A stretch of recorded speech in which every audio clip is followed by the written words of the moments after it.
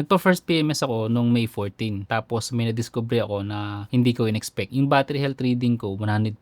Pero may kakilala ako, 4 months pa lang yata yung kotse niya. 96% na lang agad. Parehas kaming bago pero bakit magkaiba? Doon ko nalaman, hindi pala lahat ng nagko-compute ng battery health tama yung method. At kung mali yung method, kakabahan ka kahit okay naman talaga yung kotse mo. So kung BYD owner ka o nagbabalak ka pa lang, or kung first time mo pa lang magpa-PMS ng EV, panoorin mo muna to. Kasi ito mismo yung dapat mong itanong sa kasa na karamihan hindi alam. Nabili ko tong EMAX 7 ko noong February 16. First PMS nito ay 5,000 kilometers or first 3 months kung alin ang mauna. Kaso nung pumunta ako doon, nasa 1,400 kilometers pa lang yung odometer ko. Mababa pa, 'di ba? Pero dahil 3 months na siya, pina-PMS ko na. Dati, ano ba ang alam natin sa PMS? Change oil, filters, fluids, linis ng brake. Yan yung nakasanayan natin. Pero sa full EV, ibang usapan na pala. Tapos may isa pang bagay na nag-iba yung tingin ko. Dati kasi yung Mirage G4 ko, kapag nagpapakasa ako, parang restricted ka, 'di ba? Bawal kang lumapit sa service area nila. Iiwan mo lang yung kotse, maghihintay ka, tapos bayad ka na lang.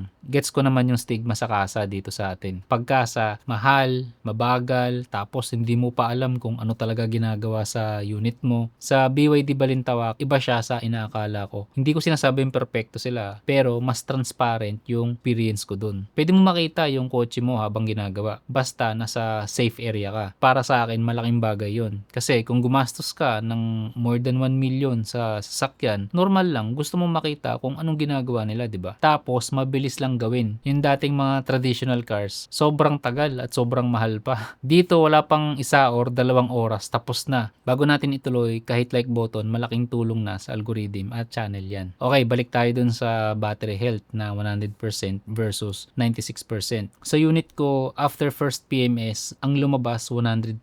At alam ko na yun bago pa ako pumunta sa kanila. Kasi meron akong electro app, nakalagay doon 100% yung reading. So magkatugma silang dalawa. Pero hindi official BYD tool yung electro app Pang monitoring lang siya araw-araw. Pero kapag tugma yung sinasabi sa official VDS ng BYD, mas kampante ka, di ba? At marami pa ako nakikitang mga posts sa mga FB groups na mababa agad yung battery health nila. Yung isa pa nga na nakausap ko, 96% agad battery health kahit 4 months pa lang yung kotse niya. Kung ikaw yun, ano mararamdaman mo? Kahit ako, sa totoo lang, kakabahan ako dun. Pero ito yung natutunan ko. Yung problema, hindi yung battery Yung problema, kung paano siya kinocompute. Kaya tinanong ko mismo si Sir Rick Garcia, yung after sales head ng BYD Balintawak. Pinakita niya sa akin kung paano ba talaga dapat i-compute yun. Current nominal capacity of battery pack. Isining, yan yung capacity ng actual.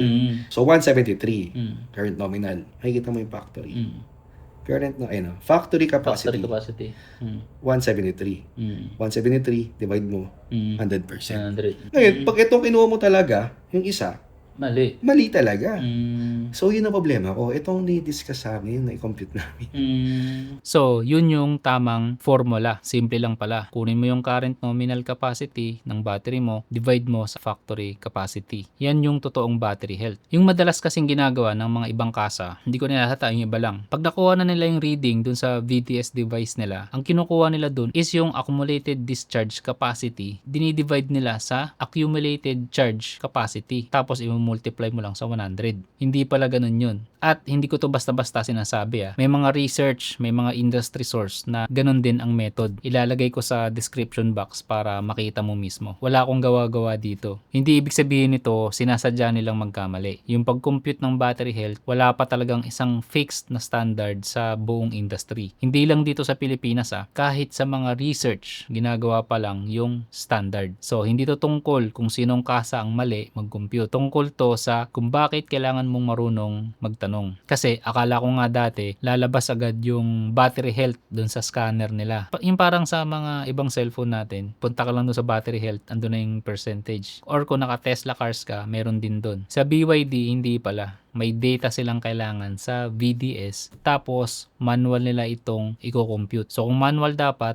alam mo kung tama yung method nila. Ngayon, may pangalawang bagay. Mas delikado pa to sa totoo lang. Yung software update. May mga nakita pa akong post sa mga BYD groups. After ng PMS nila, biglang may mga feature na hindi gumagana. Dati nakokontrol yung charging apps. Ngayon nawala. Yung remote aircon sa BYD app. Dati okay naman. Pero nung after PMS, after update, hindi na rin gumagana. Very useful pa naman to ngayong tag-init dahil gusto mo pagpasok mo ng kotse, nakabukas na agad yung aircon. Pero bakit kaya? Yun pala, may mga updates na hindi galing mismo sa BYD. Ako ay prohibit talaga. Okay, malilikot na may makita sa... Ito, maganda tong channel mo to discuss this. Kasi medyo ayoko talaga ng mga kumukuha ng update.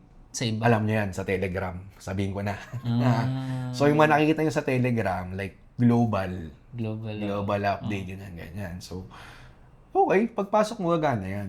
So, pero may specific yan for each region. Yung EMAX 7 na may nag-update daw, wala daw yung remote aircon, tsaka yung pang-control ng voltage, ng charge. Okay. Yung amperes. Yun agad yung tinignan ko kasi nung nakuha ko yung update ng EMAX 7, this is released by Easy Mobility. Tinignan ko. Di naman. Hindi naman. So, malinaw, di ba? Ayon kay Sir Rick, official BYD Philippines release lang dapat. Wala nang iba. Pero para maintindihan natin kung bakit delikado to talaga, yung software update sa EV, hindi lang yun para sa screen hindi lang sa infotainment. Maraming computer sa loob ng kotse mo. Tinatawag yung modules. May module para sa charging, may module para sa electric motor, may tinatawag na BMS. So, kapag mali yung update, hindi lang infotainment ang apektado. Nadadamay yung iba. Tulad nga ng issue ng iba, hindi na sila makapag-remote aircon. Yan yung dahilan kung bakit official BYD Philippines lang dapat. Kasi sila lang yung may tamang version para sa mismong unit mo. Ayoko naman sabihin na lahat ng branch ganun Hindi ko sinasabi yun. Pero ngayon alam mo na. Kaya nung first PMS ko, sabi nila may bagong official update. Pina-install ko. Pero bago ako umalis, chinek ko muna lahat. Lalo na yung BYD app for locking and unlocking, remote aircon, yung charging controls, yung infotainment. Buti naman okay lahat. Kasi nga, sabi din ni Sir Rick, galing talaga yun sa BYD Philippines. Punta naman tayo sa gastos ko sa first PMS. Kasi ito siguro yung pinakatanong mo, di ba? First PMS ko sa BYD Balintawak, 2,890 pesos lang. Tapos yung susunod ko, next year, mga February 2027. Estimate ko noon mga under 4,000 lang siguro. Kapag galing ka sa ICE car, lalo na kung kasa maintain ka, automatic naghahanda ka na ng malaking budget, di ba? Fully synthetic oil, filters, fluids, labor, may ibang mga additional pa yan. Pero sa akin, 2,890 lang. Tapos next year pa ulit ang sunod. Pero hindi ibig sabihin, wala nang papalitan Habang tumatagal, may normal wear pa rin. Yung cabin filter, brake fluid, gulong, wiper, suspension. Ang point ko lang, sa early ownership, mas kokonti yung consumables. Pero ang kapalit, mas importante yung scanning, yung software at yung battery health. Kung gusto mong makita kung magkano talaga matitipid mo o magagastos mo sa EV kumpara dun sa mga gas or diesel, may ginawa kong website, libre lang to Type mo lang evpilipinas.com. Pwede mong ilagay dun yung sarili mong numbers. Tapos may na-discover pa ako dun sa first PMS ko. Basic lang siya pero importante pa rin. Nung chinek kasi nila yung brake pads ko, nakita ko din yun Okay naman yung tatlo. Pero yung pang-apat, may kasi siya, yung parang hindi siya tulad ng brake pads dun sa Mirage G4 ko na dito sa BYD, parang may hati sa gitna. Parang meron siyang space na medyo malaki. At yun nga, pinakita nila sa akin, merong nakasiksik dun or mga debris na nakastack. Kakaskas kasi yun dun sa rotor disc.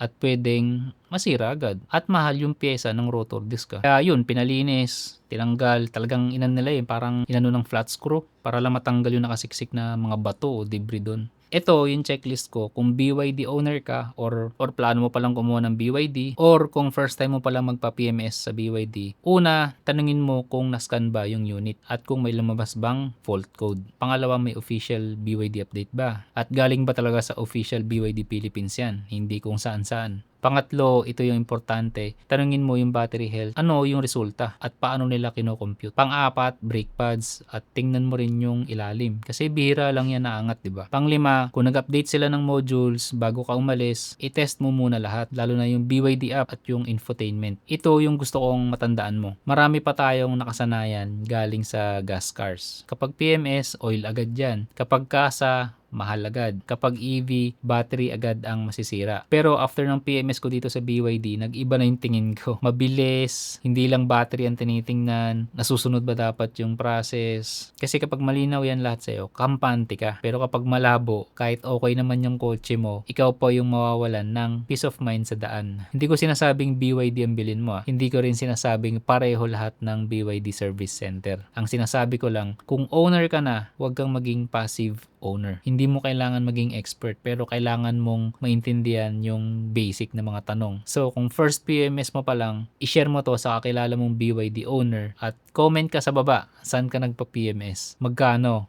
Ilan ng battery health? Na-explain ba sa'yo paano na-compute? Gusto kong malaman kung ganun din ba yung naranasan nyo o iba. Yun lang, kita tayo susunod na video.